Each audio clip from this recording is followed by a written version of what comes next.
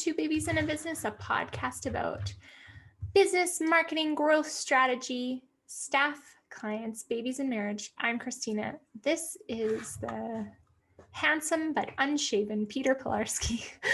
We are the leaders and founders of CIPR Communications. Howdy. Hello.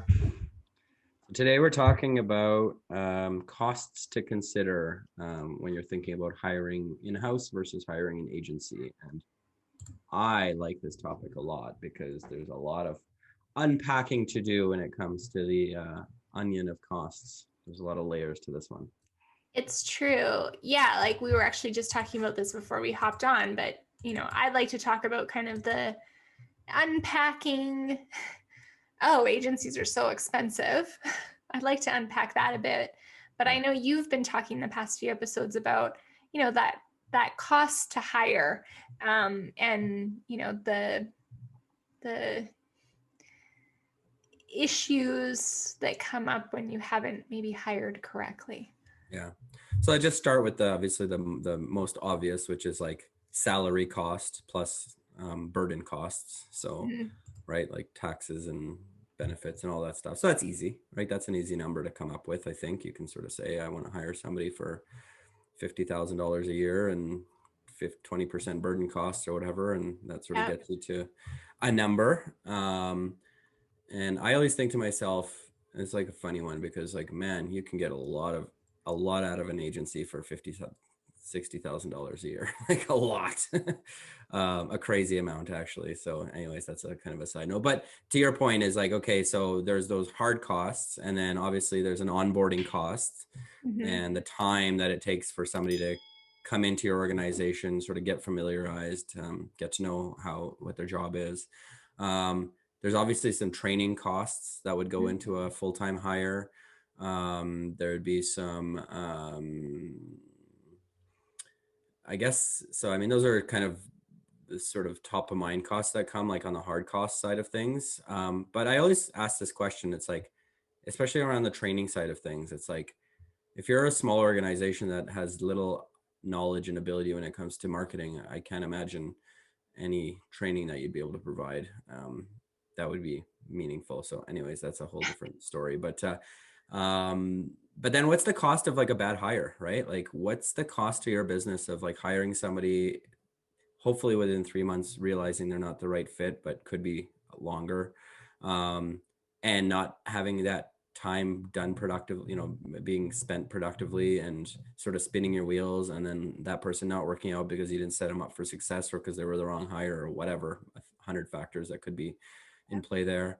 And then, finding yourself 6 to 12 months later and being in the same place as you started, like the opportunity cost really is massive, right? So, I mean, I think it's really important, we set this series up with a whole bunch of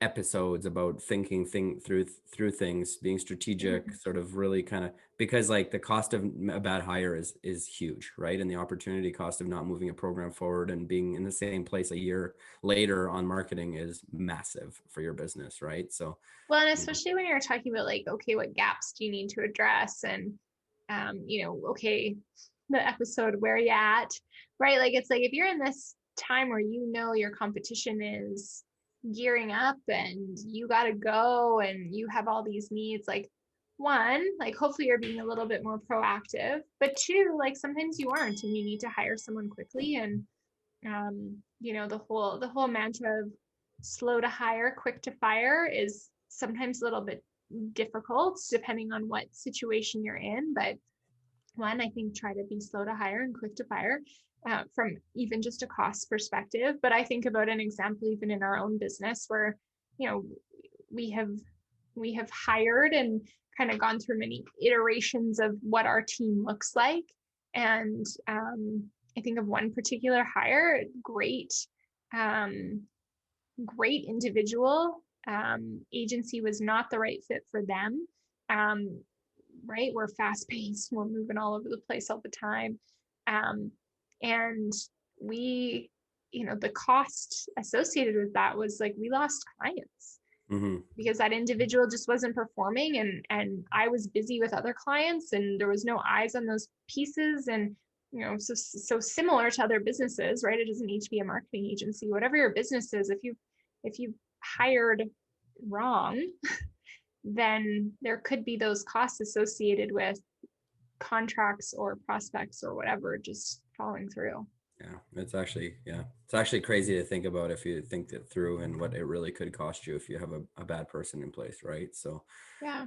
it's huge. But yeah, I want to spend a little bit of time unpacking that concept of agencies are expensive, because it's relevant to this conversation in the sense that, like, you know, yes, I guess there could be some sticker shock sometimes. But if you think about, you're getting with an agency, number one, you're getting multiple skill sets and lots of experience from multiple different people and viewpoints coming to the table for your project. That's got a lot of value to it, a lot of value, right? Where you're dealing with somebody who's dealt with, the issues that you're going to be dealing with, over and over and over again across multiple sectors, across multiple types of companies and sizes and everything else. There's a lot of value that comes into that, right? You're hiring project management, you're hiring all of the administration part of, making sure people get paid and are taken care of, and right, like you're offloading a lot of costs to your business that are baked into that price you're paying the agency, right? Training, right? Like our Kaylin from our team was doing some training today. She's been doing, right? We're all in training all the time, like sharpening our skills, right? So, there's a lot of, and plus, like, not only mention that, I mean, I say this with some reluctance, but like, it's a lot easier to hire and fire an agency than it is to hire and fire an employee. Like, let's be honest, if it doesn't work out, listen, if it's not working out, and we're not feeling it's working out, it's best for all of us to move on and in as clean way as possible, right? I mean, I would say, if it's not working out, I haven't done my job in sales and I haven't found a solution and cultural fit and all those things, but like, it happens. And you can part ways. Whereas with a staff person, it gets harder to do that, right? Yeah. And so, there's a lot of hidden costs in hiring that are baked into the price of hiring an agency that I think people, if they really sat back and appreciated that, would really understand that it's actually like really, really good value. I actually am shocked all the time about like the value that somebody can get from an agency. Again, think about a $60,000 salary, $5,000 a month or whatever. Now you can get a lot of services for $5,000 a month. And like the nice thing about it is that like you're essentially paying for services to be executed for that price. Yeah. Like multiple services by multiple skill sets with multiple experiences, right? As opposed to sort of hiring one person that sort of may only be able to take things so far. It's true. Yeah. I mean, with our clients that are kind of on the retainer model, one of my rules is every month kind of going through, okay, how many hours did our team spend on this particular client? What particular services were provided? So, I think about, I will not name the client, but a particular client that's on, $7,000 to $8,000 retainer a month. And every month I go, okay, graphic design, we spent this many hours. That's about this cost. Okay. Public relations, we did a press release that, at the end of the day is this cost. So, those things that we don't charge usually for one-off, but we work those into a larger program. All of a sudden you go, oh wow, I got $10,000 worth of value this month, based on this retainer that's $7,000 to $8,000. So I think too, as you're thinking about costs to consider when it's an agency versus a staff person, again, you're looking for those perfect complementary skill sets, but you're also looking, like, to your point, like even just the makeup of our team, a digital marketer, media relations pro, social media content manager, strategy, creative, like there are all these skill sets that now baked into one price you're getting. And again, I'll echo, like, we couldn't deliver the program that we're delivering for this particular client without a strong leader internally. And she is great at moving the file forward for us internally, getting us the things we need, working on, approvals, guiding the content flow, et cetera, et cetera, et cetera. But like now, instead of just hiring one person as her team that she can kind of push some things on, she really kind of uses all of us. So she's got this team of 5, Totally. and we're Totally. doing multiple things. And then on Yeah. top of that, it's like the tools that they now Yeah. have access to. Tools are So so expensive. If yeah, you hire a person in-house, they need to have tools. Adobe, this, that, and it's like you can easily add $1,000 to $3,000 a month in just tools for that one person to be able to do their Yeah. job, Or which are even all baked into the cost of your agency. Like the agency's paying for those tools, totally. right? And even just like the tools that help you be a better marketer. So like I think about Bird Eye, which is reputation management. So like organizes reviews that people get on websites. Like most of our large retainer clients do not pay for something like that. We cover the cost As part of the retainer. as part of the retainer, and it's baked into that retainer fee. So they're Yeah. not going and paying a retail price, or something like our project management system, right? If you go out and get that for your marketing team, that's going to be a few $100s, and plus as you add more people to it. Well, Yeah. we already have that, so we're adding you to our tool. Or Yeah.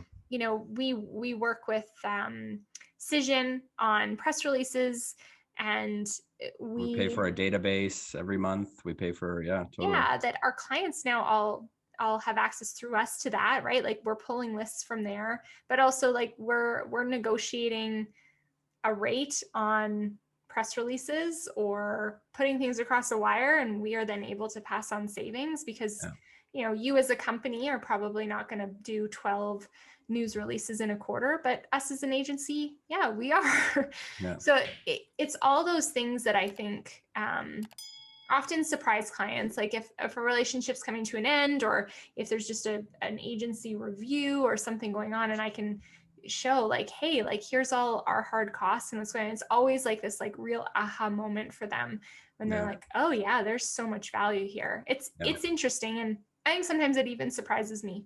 Yeah. Well, and you just mentioned something, and I really want to maybe close on this point, but like if you're thinking about your marketing, whether you're hiring in-house or you're using an agency, you really, I think, to think about cost is the wrong attitude and the wrong way to think. And so you need to think investment. We've talked about this before.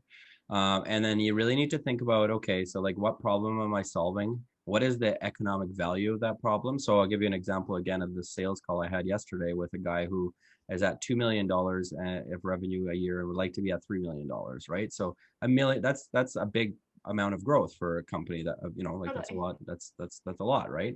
And, like think about, and that's that's in 1 year of revenue, right? So if you think about that over 10 years, if you can get up to 3 million and keep it there, like what is the investment you're willing to make to get to that goal, right? And so, I mean, we talked about costs because like we're talking about all of the costs that go into all of these things, but like what is the investment you need to make to get to your goal? And that might help you have a better understanding and then be really transparent about the cost. Because like maybe if you're $1 million company, you want to be a $30 million company, then maybe it makes sense to bring all these costs in-house. Yeah. Because you have a long term and a long road on the marketing side, right? But if that's not your goal, and then you just want to have some short-term growth or whatever, or some even long-term, just maintain revenue at a certain level, maybe it doesn't make sense then, right? It's true. Yeah. I think too, like as you're going through this process of hiring internally or an agency, it's like, just ask the agency questions. Like in any circumstance, we could say, yeah, these are the tools that you would get discounts on because of our, agency connection to this. Or, generally an agency should know how much savings and value you're getting for a certain, right? If you're paying that agency $7,000 a month, generally they should be able to tell you that, well, that will equal $10,000 to $12,000 of value for you of actual time worked. And right, like they should know those numbers, and that I think will help you have some assurance that this budget line item is an investment, as opposed to that. Yeah, for sure. Yeah, I think a lot of times, and this is a bit of a A little bit off topic, but just slightly, is I hear a lot of restaurants complaining about like these like delivery apps and how expensive they are. But it's like, no, and the reason this is not off topic is because it's like those apps are number one on Google. If you Totally. search, your company is found through those apps on Google. There's a Yeah. lot of marketing investment that went into getting those apps where they are, right?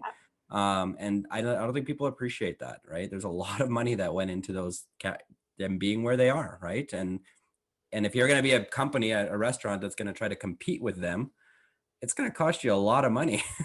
So it's like your choices really are utilize their marketing and pay the price. And I don't want to get into the big debate about whether they're too expensive or whatever, but like my point is that there's always investments and costs baked into those prices, and those prices are there for a reason. It's not always just pure gouging.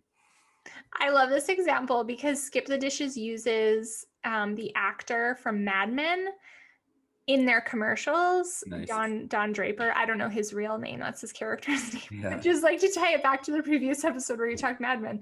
But it's like, that guy's a huge star. That's cost him a lot of money for their marketing campaign. How much money it costs him to like be the face of Skip the Dishes. And they're number one on Google. They're on TV. They're right. Like they're spending millions and millions of dollars in marketing. And then, you know, you're found through their app, right? I mean, there's some value in there, right? So it's not just the price of delivery, right? So, and it's the same thing with marketing, you know, hiring in-house versus hiring an agency. It's just not just purely the price of the salary. Yeah. So we'll leave it at that because I went on a tangent.